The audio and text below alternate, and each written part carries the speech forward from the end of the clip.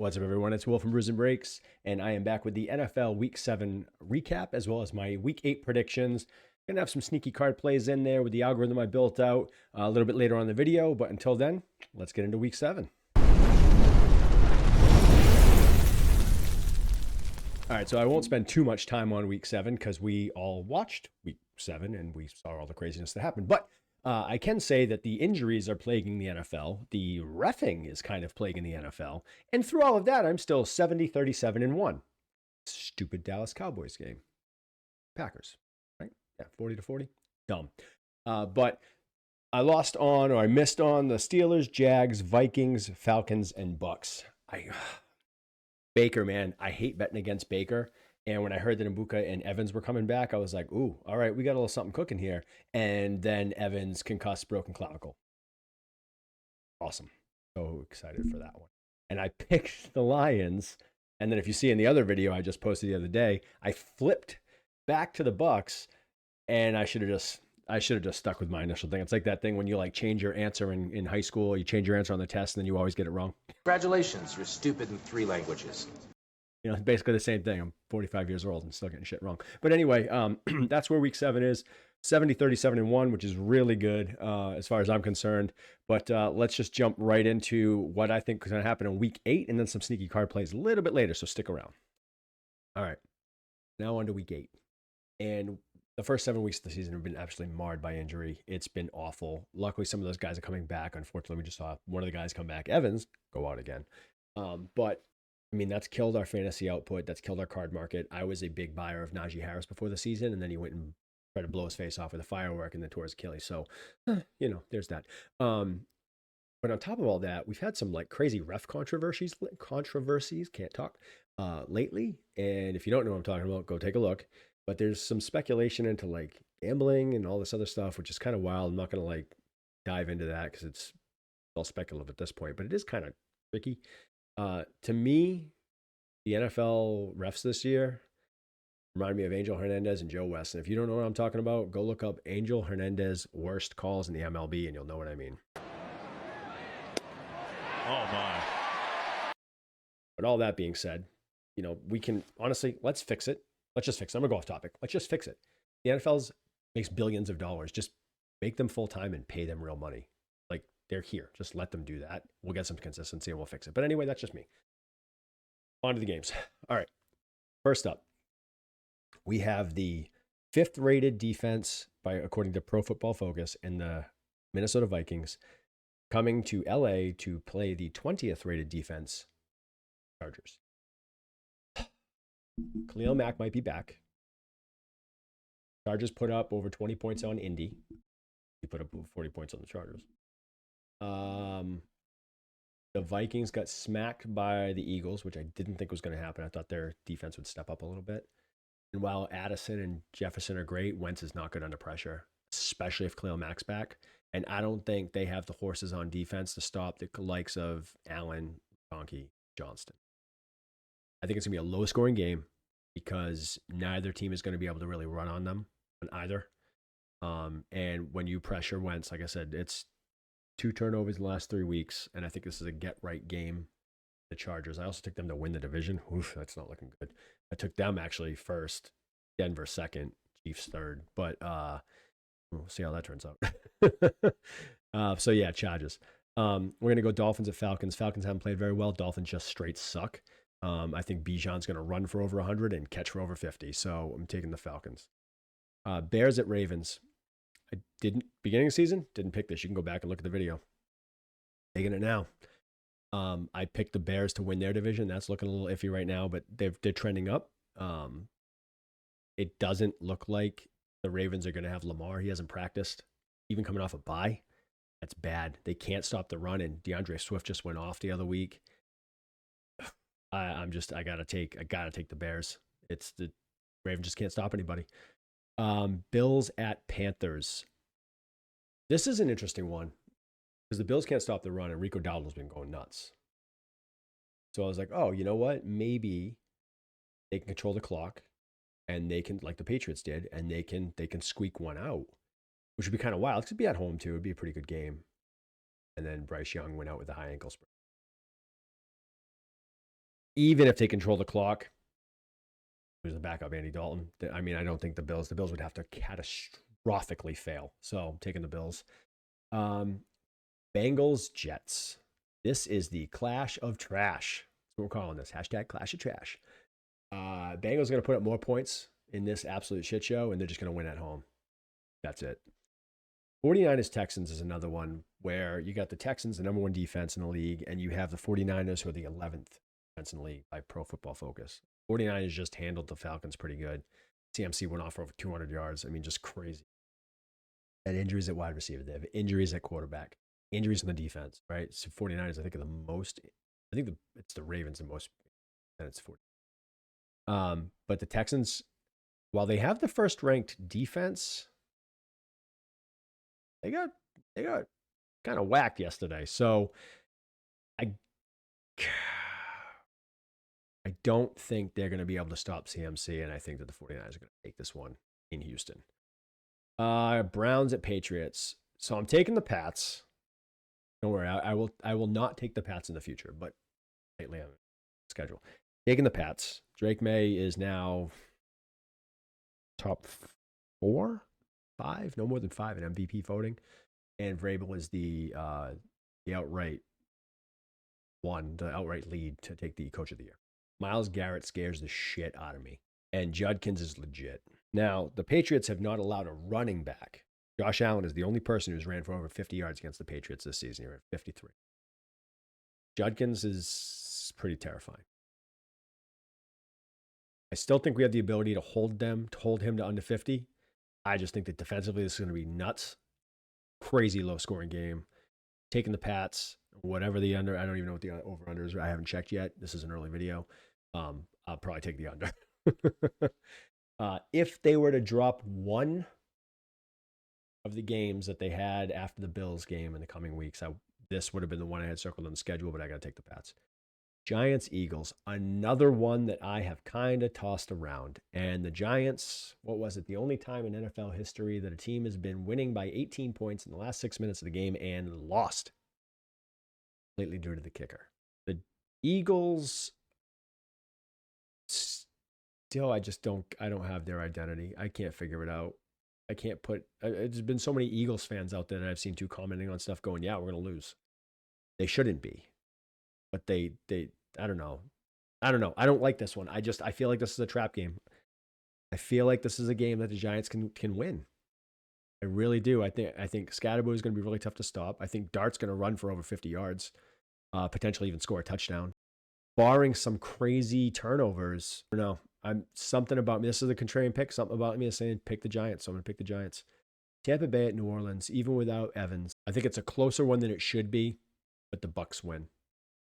All right, so if you haven't already, please like, comment, subscribe below. Hit that little bell button there to get the alert when we come up with some new stuff. I really like to engage in some, comments and stuff like that. Just please keep it respectful because we're all here for positivity.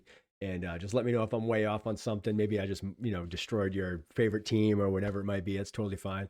But maybe if you're a card collector, let me know some of the cards that you're collecting associated with some of these games and kind of who you're looking at. But yeah, just let me know what you think and hit me up below. Cowboys at Broncos. I am taking the Broncos because they're home and because of their defense. And they are currently the 7th ranked defense according to Pro Football Focus. And while, the Cowboys have a great offense, they are the 31st ranked defense. So I don't think they're going to be able to stop Sutton, Mintz, or even Harvey at that point. So I'm taking the Broncos. We have the Titans at the Colts. The Colts will absolutely roll the Titans. We have the Packers at the Steelers, and this one's another one. I think the Packers win a really close one in Pittsburgh. I think that Packers just have more weapons than the Steelers can stop. And the Steelers are the 13th ranked defense, but the Packers are the 6th. It'll be really interesting. I think it'd be more interesting if it was Aaron Rodgers in Green Bay, but I'm going to go with the Pack. And last but not least, we have the Commanders at the Chiefs. And the only reason I'm picking the Chiefs in this one, because they are home. So I know it's kind of crazy, but let me know which ones you think I'm way off or which ones you think I'm on, where you're going, where you think you would change. And, let me know who your team is and let's discuss. All right, so now for the fun part, the math, which I never liked math in high school, but here we are. I created an algorithm, basically. If you've seen this in the past, you know, you've heard it before, but I created an algorithm that basically maps fantasy projection to actual output to market momentum for card market. And that is based on market movers past 7 days volume of sales. Nerd alert! You can use Card Ladder, you can use market movers. I don't care. They're both kind of meh, and they give me the data I need. They both miss sales. I just happen to like market movers interface better. But all that being said, wait till next year when I use something different. More to come on that. So there's two things that you can do, and you can basically look at the heat index or the breakout percentage. I got 5 players for each. And just the heat index, like real quick, I'm looking at my notes here, it's a composite score that measures a player's short-term and market momentum by blending fantasy performance, matchup difficulty, and market behavior. So basically, it takes how well they did against the defensive projection and what's the market doing. So I basically mapped it so I can take a look at what the projected fantasy points are, and then it gives it some sort of a multiplier or detractor based on the difficulty of defense, so on and so forth, and maps it to the movement. So fantasy performance delta, which is how much better or worse the player performed versus their season average. Volume change percentage, how much the card sales have moved week over week. And I know I only do 7 days, but it keeps a history of them.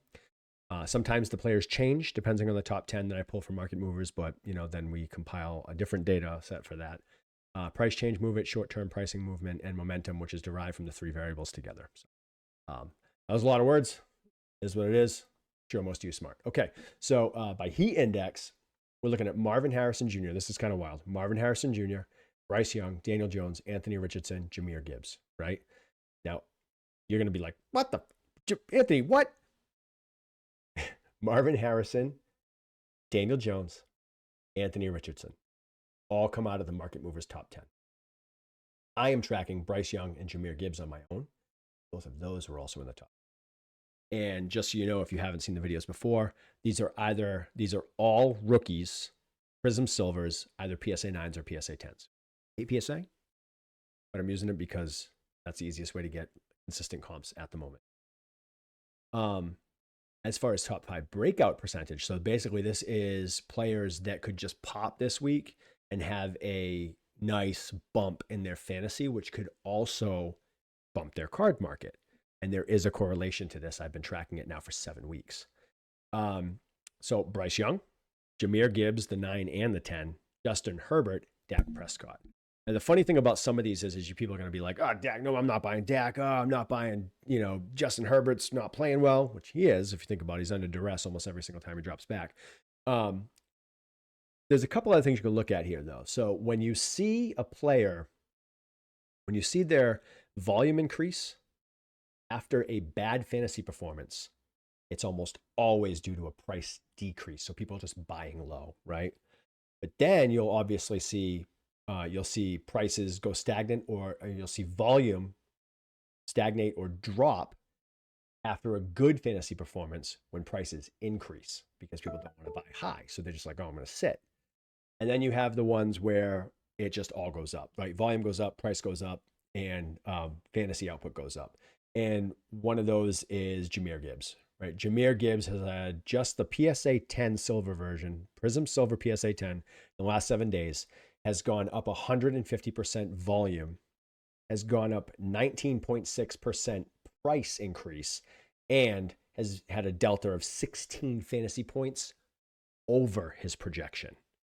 So he's one of the ones that we're kind of watching. And some of the other guys we're looking at where you have kind of a triple negative but increase in volume would be Devon Achane. So Devon Achane is up 200% volume in the last 7 days.